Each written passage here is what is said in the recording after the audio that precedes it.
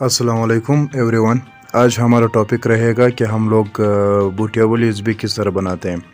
सबसे पहली बात तो ये है कि ज़्यादातर लोग ये गलती करते हैं कि वो अपने लैपटॉप या पीसी के अंदर जब भी वो इंस्टॉलेशन करते हैं तो किसी भी बूटशुदा यूएसबी को उठाते हैं और इसके अंदर डालते हैं और फिर इंस्टॉलेशन स्टार्ट करते हैं, जिसकी वजह से इंस्टॉलेशन हो पाता नहीं है और इस तरह के मसाइल और प्रॉब्लम्स उनके सामने आ जाते हैं, जैसे कि आपको स्क्रीन पर दिख रहे हैं।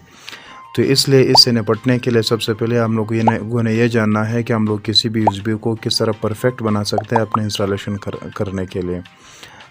तो आगे बढ़ने से पहले मैं आप लोगों से एक छोटा सा रिक्वेस्ट करना चाहूँगा कि अगर आप लोगों को ये मुफीद लगी ये वीडियो, इसने आपको थोड़ा बहुत हेल्प किया, तो आप लोग काइंडली चैनल को सब्सक्राइब और वीडियो को लाइक कर दें। सबसे पहले आपने दिस पीसी पे आना है, दिस पीसी को आपने ओपन करना है। दिस पीसी पे आने के बाद सबसे पहले आपने अपने एक यूएसबी डालनी है अपने लैपटॉप या पीसी के अंदर। मैंने एक यूएसबी डाली हुई है, यहाँ पर आपको दिखाई दे रही है, ठीक है।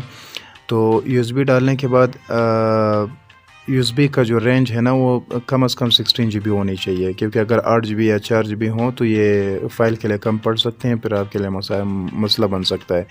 तो इसलिए आपका जो यूएसबी है वो कम से कम 16 GB होनी चाहिए, 16 GB होनी चाहिए। ये परफेक्ट रहेगी, ठीक है। इसके बाद आपने आना है डाउनलोड पे। डाउनलोड के अंदर मैंने एक फ़ाइल डाउनलोड किया हुआ है जिसका नाम है रोफस। रोफस एक बहुत आसान तकरीबन 3 से 4 या 5 MB का फ़ाइल है जो तकरीबन 10 सेकंड के अंदर डाउनलोड हो जाता है। गूगल पे आपने जाना है, RUFUS आपने वहाँ पर टाइप करना है और आपके सामने आ जाएगा। फिर भी अगर आपको डाउनलोड करने में कोई मसला है तो इंशाल्लाह रोफस का जो डाउनलोड करने का जो तरीका है वो मैंने डिस्क्रिप्शन में डाला है, वहाँ से चेकआउट कर सकते हैं।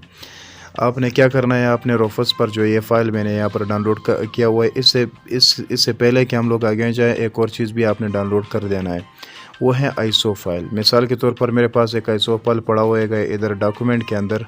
मैं आपको ज़रा ये शो कर दूँ तो डॉक्यूमेंट के अंदर मेरे पास एक आईएसओ फाइल, ये विंडोज़ 10 आईएसओ फाइल पड़ा है 32 बिट। तो आपके पास चाहे 64 बिट हो, 32 बिट हो, विंडोज़ 10 हो, 7 हो, जो भी हो, कोई इशू नहीं है।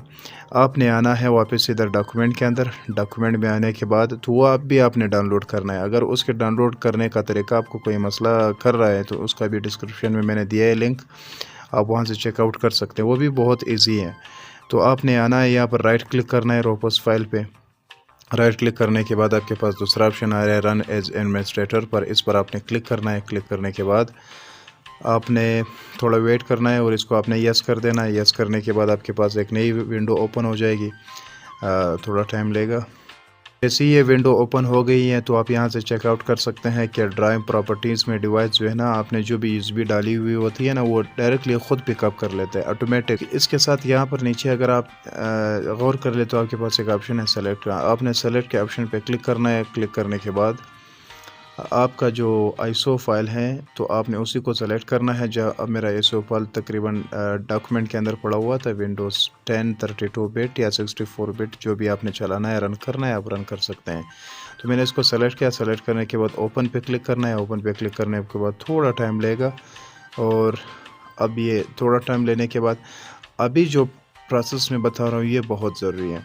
देखो आपके पास दो ऑप्शंस आप यहाँ पर आ रहे। पार्टीशन जो स्कीम है ना, एक जीपीटी है और इसके साथ साथ एक एमबीआर। सबसे पहले अगर हम लोग एमबीआर की बात करें तो एमबीआर जो है ना ये थोड़ा पुराना वर्जन है।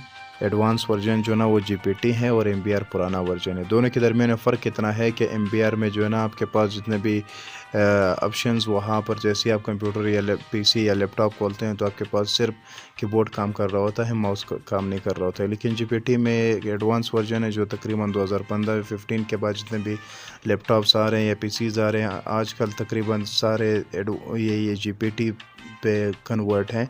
जो इसका सिस्टम होता है ना, मदरबोर्ड के अंदर एक छोटा सा चिप आता है तो वो जीपीटी ही होता है। तो जीपीटी में होता ये है कि आपके पास सिर्फ कीबोर्ड का नहीं बल्कि आप माउस से भी काम चला सकते हैं जो भी आप बायोस में काम कर रहे होते हो। पहली बात तो ये है कि एमबीआर जो है ना इसका फुल फॉर्म होता है मास्टर बूट रिकॉर्ड। ये मास्टर बूट रिकॉर्ड जो है ना ये लिंक्ड है बायोस के साथ, तो ये बायोस के साथ वर्क करता है, बायोस को सपोर्ट करता है। लेकिन जीपीटी जो है ना वो बायोस के साथ लिंक्ड नहीं है। जीपीटी जो है ना वो लिंक्ड है यूईएफआई के साथ। ये UEFI और बायो जो है ना, ये दो किस्म के सिस्टम्स आते हैं। ये सबसे पहले आपने देखना है अपने पीसी या लैपटॉप के अंदर के बायोस हैं या UEFI है। अगर UEFI है तो आपने GPT को सेलेक्ट करना है यहाँ पर, और अगर आपका सिस्टम बायोस हैं तो आप यहाँ से MBR को सेलेक्ट कर ले। ठीक है, मैं मिसाल के तौर पर GPT को सेलेक्ट कर रहा हूँ और बाकी आपने कुछ नहीं करना होता है। आपने यहाँ पर स्टार्ट पे क्लिक करना होता है। स्टार्ट पे क्लिक करने के बाद आपने यहाँ से नाम वगैरह चेंज करना है तो कर लो, नहीं करना है तो रहने दे, मसला नहीं है। और आप यहाँ से ओके कर दे। ओके करने के बाद आपके पास थोड़े बहुत चीज़ें ला रहे हैं, आपने इसको ओके कर देना है। कोई मतलब ज़रूरी नहीं है। यहाँ पर आपको एक वार्निंग दे रहा है कि आपके USB के अंदर जितने भी डेटा होएगी वो सारे डिलीट हो जाएगी। अब ये तकरीबन 5 से 10 मिनट लेगा और फिर इसके बाद इंशाल्लाह ये फिनिश हो जाएगा। और फिर उसके बाद आप इसको रन भी कर सकते हैं। तो थोड़ा बहुत वेट कर लेते हैं। तब तक अगर आपने वीडियो को लाइक नहीं किया है तो वीडियो को लाइक कर ले और चैनल को सब्सक्राइब कर दें। तो फाइनली आप देख सकते हैं कि ये रेडी हो चुका है। यहाँ पर लिखा हुआ है READY रेडी, और यहाँ नीचे दो ऑप्शन है, स्टार्ट और क्लोज का। अगर आप स्टार्ट पे क्लिक करेंगे तो आपका जो अभी का जो OS है ना, ऑपरेटिंग सिस्टम, ये नया ऑपरेटिंग सिस्टम इंस्टॉलेशन या पार्टीशन नहीं होगा इसका, सिर्फ ये अपडेट हो जाएगा। और अगर आपने इंस्टॉलेशन या पार्टीशन करना है तो उसके लिए आपने क्लोज पर क्लिक करना है और फिर जाके अपने PC या लैपटॉप को आपने रिस्टार्ट करना है और आपने बूट की दबा के इसका इंस्टॉलेशन आप कर सकते हैं। ठीक, मिलते हैं दूसरे वीडियो में। जब तक मिलते हैं तब तक अल्लाह हाफिज़।